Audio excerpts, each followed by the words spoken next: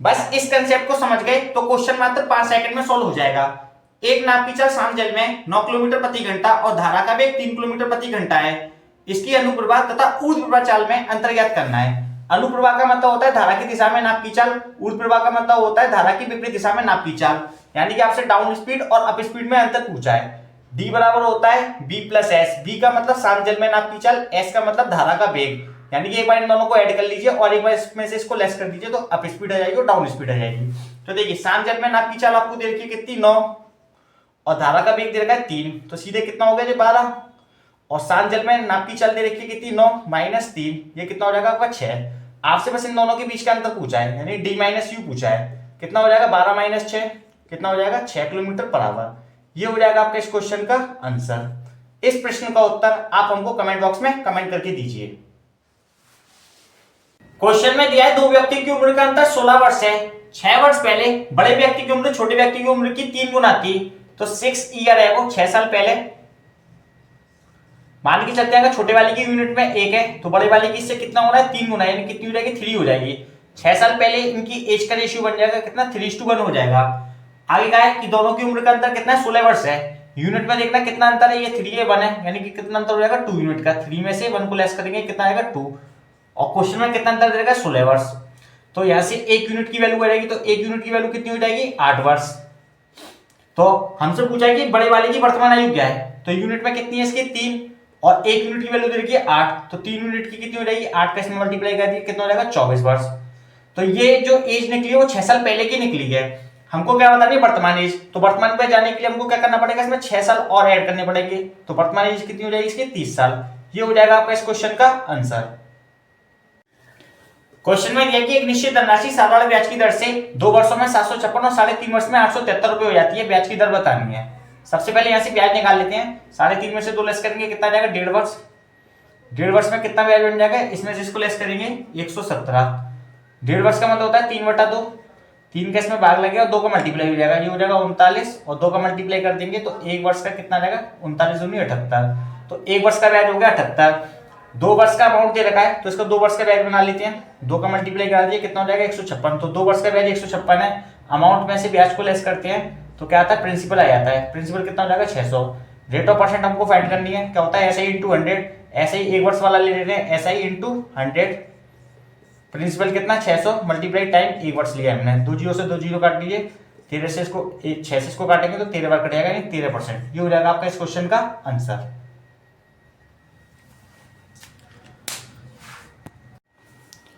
Botany stream के क्वेश्चनों को करने से पहले इसके कुछ कंसेप्ट को समझते हैं। धारा की दिशा में नाप की चाल होती है डी, यानी कि जिस दिशा में धारा बह रही है उसी दिशा में अगर नाप चल रही है तो डाउन स्पीड निकलती है। डाउन स्पीड बराबर होता है बी प्लस एस। बी का मतलब होता है शांत जल में नाप की चाल, और एस का मतलब होता है धारा का वेग। यानी कि डाउन स्पीड निकालने के लिए शांत जल में नाप की चाल और धारा का वेग दोनों को ऐड कर देते हैं तो हमारी डाउन स्पीड निकल जाती है। ठीक है। सेकंड कंडीशन में धारा की विपरीत दिशा में नाप की चाल निकालनी है, इसका मतलब होता है यू। यू का मतलब अप स्पीड, यानी कि बी माइनस एस, यानी कि बी का मतलब शांत जल में नाप की चाल और एस का मतलब धारा का वेग। यानी कि क्या करना है आपको, अगर धारा की दिशा में नाप की चाल निकालनी है तो दोनों को ऐड कर देंगे, और धारा की विपरीत दिशा में नाप की चाल निकालनी है तो शांत जल में नाप की चाल का और धारा का वेग को आपस में घटा देंगे। ठीक है।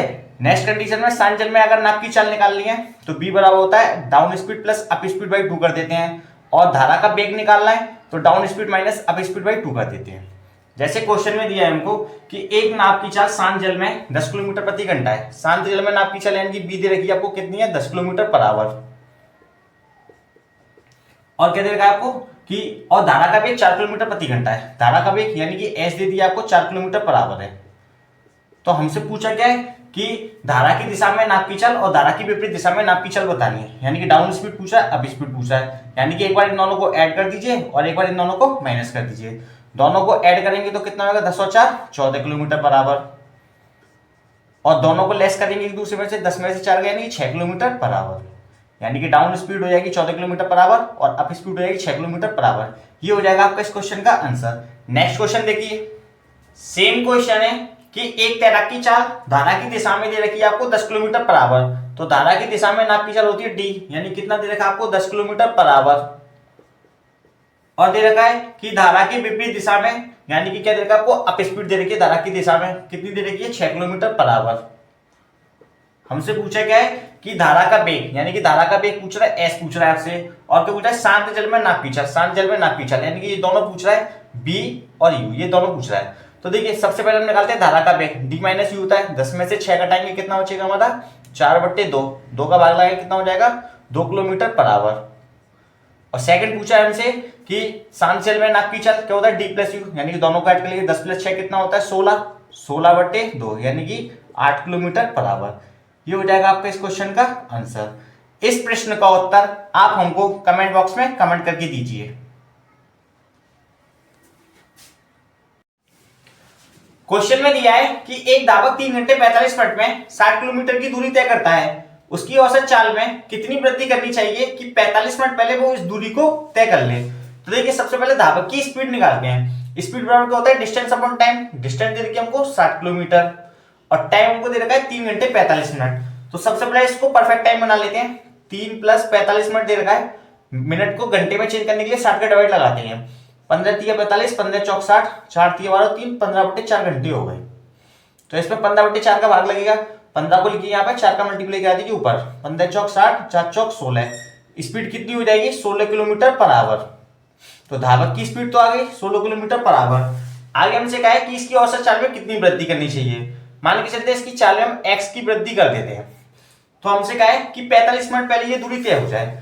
पहले कितना समय लग रहा था, 3 घंटे 45 मिनट का लग रहा था, अब हमको केवल 3 घंटे में तय करानी है उस दूरी को। तो कितनी डिस्टेंस है, 60 किलोमीटर, टाइम हमको लेना है केवल 3 घंटे लेना है। तो 3 का इसमें भाग लगा दीजिए, कितना हो जाएगा 20, 16 को इसमें से लेस करेंगे तो कितना आ जाएगा हमारा 4 किलोमीटर पर आवर। यानी कि इसकी स्पीड में हमको 4 किलोमीटर पर आवर की वृद्धि करनी पड़ेगी। ये हो जाएगा आपका इस क्वेश्चन का आंसर। क्वेश्चन में दिया कि एक व्यक्ति को 160 रुपए में 90 पेन बेचकर 20% की हानि हुई। सबसे पहले 90 पेन का क्रय मूल्य और 90 पेन का विक्रय मूल्य ज्ञात कर लेते हैं। 160 रुपए आपको सेलिंग प्राइस दे रखा है, 20% की हानि हुई यानी बेचा कितने में होगा, 80% पे। हमको क्या निकालना है, सीपी। यहाँ से 1% की वैल्यू आएगी, सीपी होता है अपने आप में 100%, तो 100 का मल्टीप्लाई करा दीजिए, परसेंट से परसेंट खत्म हो जाएगा, 8 दूनी 16, सीपी कितना हो जाएगा 200 रुपए। तो 90 पेन का क्रय मूल्य हो गया, 90 पेन का विक्रय मूल्य निकाल लेते हैं। तो सेलिंग प्राइस क्या हो जाएगा, ये 200 जो है वो अपने आप में 100% की वैल्यू है और 20% का लाभ हो रहा है, 100 वाली चीज को कितने में बेचा होगा, 120 में। तो सेलिंग प्राइस आ जाएगा सीधे, कितना हो जाएगा 12 दूनी 24, यानी 240 रुपए आ गया आपका सेलिंग प्राइस। ये 90 पेन का हो गया, यानी 90 पेन का जो सेलिंग प्राइस है वो 240 है। यहाँ से एक पेन की वैल्यू आ गई है, हमको कितने की निकालनी है, 96 रुपए का निकालना है। तो 96 रुपए में कितने पेन बेचे हैं, 96 का मल्टीप्लाई करा दीजिए, 0 से 0 का लिए 24 चौक 96, 9 चौक 36, यानी 96 रुपए में 36 पेन बेचे तो 20% का लाभ हो जाएगा। ये हो जाएगा आपका इस क्वेश्चन का आंसर। क्वेश्चन में दिया है कि ए 15% के लाभ पर बी को कोई वस्तु बेचता है। मान के चलते हैं कि इन्हें अगर से 100 रुपए में खरीदा है, 15% के लाभ पर इसको बी को बेचा, तो बेचा कितने में होगा, 115 रुपए में। आगे कहा है कि बी इसे सी को 10% की हानि पर बेच देता है। 10% की हानि कब होगी, जब 100 वाली चीज को 90 में बेचेगा। तो इसका सीधे 90% निकालेंगे तो सेलिंग प्राइस निकल जाएगा। तो 10 से 0 काट लीजिए, 115 का 9 में गुणा करते हैं तो 1035 आता है, नीचे एक 0 0 हटाएंगे तो पॉइंट लग जाएगा। तो इसका ये सेलिंग प्राइस हो गया, सी का क्या हो गया, ये क्रय मूल्य हो जाएगा, 103.5 हो जाएगा। आगे हमसे कहा है कि सी ने इसके लिए 517.5 का भुगतान किया, यूनिट में कितने का किया, 103.5 का, तो इसकी इक्वल लग दीजिए 517.5। ठीक है, यहां से 1 यूनिट की वैल्यू हो जाएगी, इसका इसमें डिवाइड देंगे तो 5 वर्ड चला जाएगा। 1 यूनिट की वैल्यू 5 है, हमसे पूछा कि इन्हें से कितने में खरीदा था, तो 1 यूनिट कितनी है, 100। 1 यूनिट की वैल्यू 5 है तो 100 यूनिट की कितनी हो जाएगी, 500। तो एनएस को 500 रुपए में खरीदा था। ये हो जाएगा आपका इस क्वेश्चन का आंसर। क्वेश्चन में दिया है कि 68,000 रुपए को एबीसी में इस रेशियो में बांटा जाता है। आपसे पूछा है कि सबसे बड़े और सबसे छोटे भाग का अंतर क्या होगा। सबसे पहले इसको परफेक्ट रेशियो बना लेते हैं। तीनों वैल्यूओं का एलसीएम ले लीजिए, कितना हो जाएगा 16, तो 16 का मल्टीप्लाई करा लीजिए तीनों में, यहां से आपका परफेक्ट रेशियो आ जाएगा। इससे काटेंगे ये हो जाएगा 8, ये हो जाएगा आपका 4 और ये हो जाएगा आपका 5, यानी कि ये आपका परफेक्ट रेशियो बन गया। टोटल यूनिट में कितना हो जाएगा, ये 8 और 4 12 5 17, यानी टोटल 17 यूनिट बन जाएगा। क्वेश्चन में दे रखा है 68,000 रुपए है, वो 17 यूनिट की वैल्यू है, यानी 17 यूनिट की वैल्यू कितनी है, 68,000 रुपए है। हमसे क्या पूछा कि सबसे बड़े और सबसे छोटे भाग का अंतर पूछा है। देखिए सबसे बड़ा ये है और सबसे छोटा ये है, इन दोनों के बीच का अंतर कितने का, 4 का, यानी 4 यूनिट की वैल्यू पूछ रहा है। यहाँ से 1 यूनिट की वैल्यू आएगी, 4 का मल्टीप्लाई करती है 4 की निकल जाएगी, 17 चौक 68 और 4 का यहाँ मल्टीप्लाई कराएंगे कितना होगा, 16,000 रुपए। ये हो जाएगा आपका इस क्वेश्चन का आंसर। क्वेश्चन में दिया है 4 पुरुष या 6 महिलाएं 10 बच्चे एक घर को 5 दिन में पेंट कर सकते हैं। जब ये अलग अलग काम करते हैं तो पेंट करने में 5 दिन का समय लेते हैं। पेंट करने का कार्य एक पति और उसके 5 बच्चों को दिया गया है, यानी कि एक महिला एक पुरुष और एक उसके 5 बच्चों को दिया गया है। हमसे कहा ये काम कितने दिन में समाप्त हो जाएगा।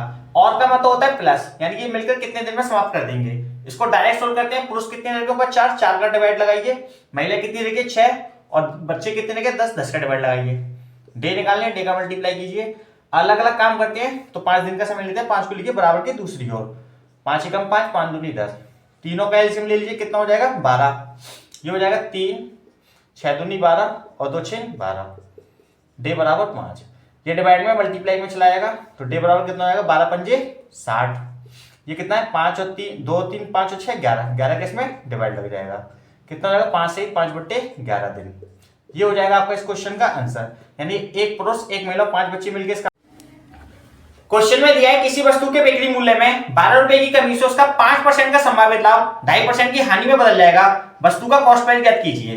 देखिए 5% का लाभ कब होगा, जब 100 वाली चीज को हम 105 में बेच देंगे तो इसका सेलिंग प्राइस हो जाएगा। 2.5% की हानि हो रही है तो सेलिंग प्राइस कितना होगा 97 से 1/2 यूनिट रहा होगा। ठीक है, अब यहां से देख सकते हैं 105 से 97 से 1/2 हो गया। यहां से कितनी कमी आ गई है, इसमें से इसको लेस करेंगे कितना आ जाएगा 7 से 1/2, यानी 7.5 यूनिट की कमी आ गई है। और क्वेश्चन में कितनी कमी दे रहा है 12, ये इसके इक्वल लग दीजिए। 7.5 का मतलब होता है 15/2। यहां से 1 यूनिट की अगर वैल्यू निकालेंगे तो कितनी आ जाएगी हमारी, ये 15 को रखेंगे नीचे और 2 का मल्टीप्लाई करा देंगे ऊपर, यानी 1 यूनिट की वैल्यू हो गई। हमसे क्या पूछा, सीपी पूछा। सीपी होता है अपने आप में 100%, तो 100 का मल्टीप्लाई करा दिया। 5 दिए 15, 5 से काटेंगे 20 बार, 3 चौक 12, 4 दूनी 8, 8 दूनी 16, यानी 160 रुपए। तो वस्तु का लागत मूल्य कितना था 160 रुपए। ये हो जाएगा आपका इस क्वेश्चन का आंसर। क्वेश्चन में दिया है चीनी के दाम में 25% कमी हो जाने से कोई आदमी 360 रुपए में 7.5 किलो चीनी अधिक खरीद सकता है। चीनी का आरंभिक मूल्य प्रति किलोग्राम कितना था। क्वेश्चन में हमसे पूछा है कि पहले 1 किलोग्राम चीनी कितने की आती थी। या तो आपसे घटा हुआ मूल्य पूछेगा या आरंभिक मूल्य पूछेगा। तो अभी आपसे आरंभिक मूल्य पूछा है। 360 रुपए में 25% की कमी होती है तो इसका सीधे 25% निकालेंगे, 25/100। तो हमसे आरंभिक मूल्य पूछा है, तो आरंभिक मूल्य पूछे तो पहले इस 25 को इसमें से लेस कर लेना नीचे से। ठीक है, 25% की कमी के बाद कितनी अधिक चीनी खरीद लेते हैं 7.5 किलो। 7.5 किलो का मतलब कितना होता है 7 दूनी 14, 15/2, यानी 15/2 किलो। अब देखिए इसको सीधे काटेंगे, 75 हो गया, 25 दिया 75, 3 से इसको काटेंगे 120 बार कट जाएगा, 15 8 120, 2 का मल्टीप्लाई करा देंगे आपका 16 हो जाएगा। यानी कि 1 किलो चीनी पहले कितने की आती थी 8 दूनी 16 रुपए की। तो पहले 1 किलो चीनी कितने की आती थी 16 रुपए की। ये हो जाएगा आपका इस क्वेश्चन का आंसर। क्वेश्चन में दिया है कि दो नलें और भी किसी टंकी को 20 और 30 मिनट में भर सकते हैं। दोनों नलों को टंकी में एक साथ खोला जाता है। सबसे पहले टंकी की क्षमता निकाल लेते हैं। 20 और 30 का एलसीएम ले लिए, कितना होता है 60। मान के चलते हैं टंकी के अंदर 60 यूनिट पानी आता है। 20 का भाग देंगे तो 3 बार जाएगा, 30 का देंगे तो 2 बार जाएगा। नल ए के द्वारा 3 और बी के द्वारा 2 यूनिट पानी जाता है टंकी के अंदर। आगे हमसे कहा है कि कुछ समय बाद ए को बंद कर दिया जाता है तो टंकी 18 मिनट में भर जाती है। तो ए को कितने मिनट बाद बंद किया गया था, ए को बंद कर देते हैं तो टंकी 18 मिनट में भर जाती है। तो किसने भरा हुआ बी ने, तो बी 18 मिनट तक चला हुआ अकेला, तो इसने टंकी को कितना भरा हुआ 36 यूनिट, यानी बी ने तो 36 यूनिट पानी भर दिया। तो टोटल क्षमता में से 36 को पहले लेस कर दीजिए, कितना बचेगा 24 यूनिट बचेगा। तो 24 यूनिट पानी किसने भरा हुआ ए ने, तो ए की एफिशिएंसी का इसमें डिवाइड लगाते तो टाइम आ जाएगा 3 8 24, यानी 8 मिनट बाद ए को बंद कर दिया गया था। ये हो जाएगा आपका इस क्वेश्चन का आंसर।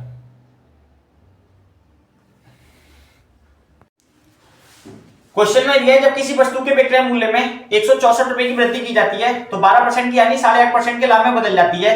वस्तु का क्रय मूल्य ज्ञात कीजिए। 12% की हानि का मतलब है कि 100 वाली चीज पे 12% की हानि हो रही है तो सेलिंग प्राइस कितना रहा होगा 88 रहा होगा।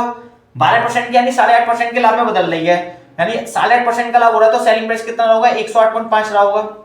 सेलिंग प्राइस भी देख सकते हैं कितनी वृद्धि हो रही है, 88 से 108.5 हो गया तो कितनी वृद्धि होगी 20.5 की। यूनिट में तो 20.5 की वृद्धि हो गई है। क्वेश्चन में दे रखी है कितने की 164 की। यहां से 1 यूनिट की वैल्यू निकालेंगे तो 164/20.5 करेंगे। हमें क्या चाहिए सीपी चाहिए। सीपी होता है अपने आप 100%, 1 यूनिट की वैल्यू आ जाएगी, 100 का मल्टीप्लाई करा दिए सीपी आ जाएगा। पॉइंट को टाइम के ऊपर 10 का मल्टीप्लाई करेंगे, 5 से इसको काटेंगे 20 बार कट जाएगा, 5 से इसको काटेंगे 41 बार, 41 से इसको काटेंगे 4 बार, 4 दूनी 8, यानी कितना हो जाएगा 800 रुपए। तो सीपी कितना था इसका 800 रुपए। ये हो जाएगा आपका इस क्वेश्चन का आंसर। क्वेश्चन में दिया है कि कोई दिन साधारण ब्याज पर 3.5 वर्ष में 456 और 4 वर्षों में 464 रुपए हो जाता है। मूलधन और ब्याज की दर बतानी है। सबसे पहले यहाँ से ब्याज निकाल लेते हैं। 4 में से 3.5 को लेस करेंगे तो आधा वर्ष आ जाएगा। आधे वर्ष में कितनी ब्याज बनेगी, 64 56 गए तो 8 रुपए। तो ये आधे वर्ष की ब्याज है तो इसे 1 वर्ष की बनाते हैं पहले, तो 2 का मल्टीप्लाई करा दीजिए, कितना हो जाएगा 16 रुपए। तो ये 1 वर्ष की ब्याज हो गई। तो ये 4 साल का मिश्रण दे रखा है 3.5 साल का, तो 4 साल की ब्याज बना लेते हैं। तो 4 साल की ब्याज बनाने के लिए 4 का इसमें मल्टीप्लाई कराएंगे तो 4 साल का ब्याज कितना हो जाएगा 64 रुपए। ये 4 साल का ब्याज होगा।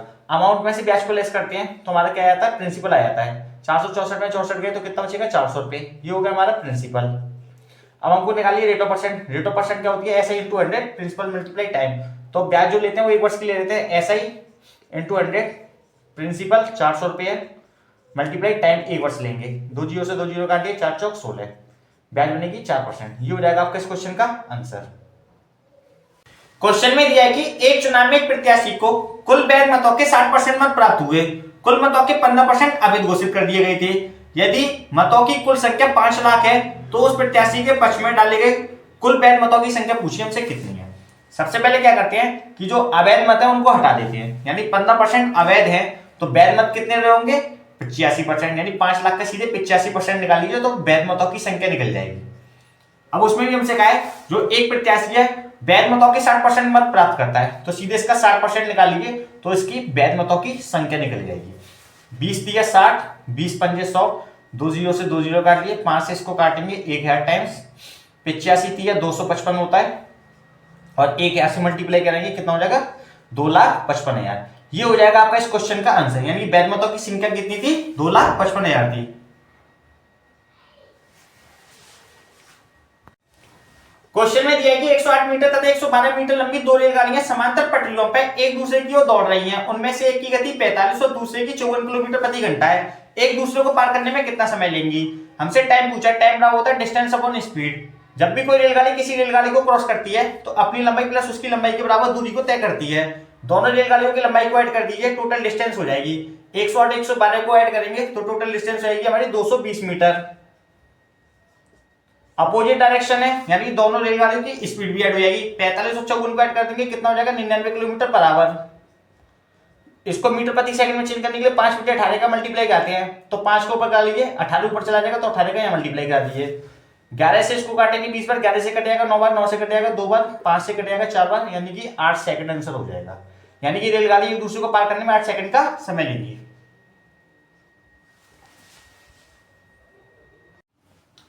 क्वेश्चन में दिया है दो रेलगाड़ियों की चाल का अनुपात 6:7 है। यदि दूसरी रेलगाड़ी 4 घंटे में 364 किलोमीटर जाती है। यहां से सेकंड रेलगाड़ी की स्पीड निकाल लेते हैं। स्पीड बराबर क्या होता है डिस्टेंस अपॉन टाइम। डिस्टेंस दे रखी है 364, टाइम दे रखा है 4 घंटे, 4 नाम 36, 4 एकम 4। तो सेकंड रेलगाड़ी की जो स्पीड होगी 91 किलोमीटर पर आवर होगी। यूनिट में दोनों रेशियो दे रखा है हमको, दोनों रेलगाड़ियों का 6:7 है। तो सेकंड रेलगाड़ी की स्पीड हमने निकाली 91 किलोमीटर पर आवर है, तो 7 यूनिट की वैल्यू 91 किलोमीटर पर आवर है। यहां से 1 यूनिट की वैल्यू आ जाएगी, 7 का इसमें डिवाइड देंगे 13 सत्ते 91, यानी 13 बार चला जाएगा। 1 यूनिट की वैल्यू 13 हो गई। हमसे पूछा कि पहली रेलगाड़ी की चाल कितनी है। 1 यूनिट की 13 है तो 6 यूनिट की कितनी हो जाएगी 13 6 78। तो पहली रेलगाड़ी की चाल 78 किलोमीटर पर आवर है। ये हो जाएगा हमारे इस प्रश्न का उत्तर।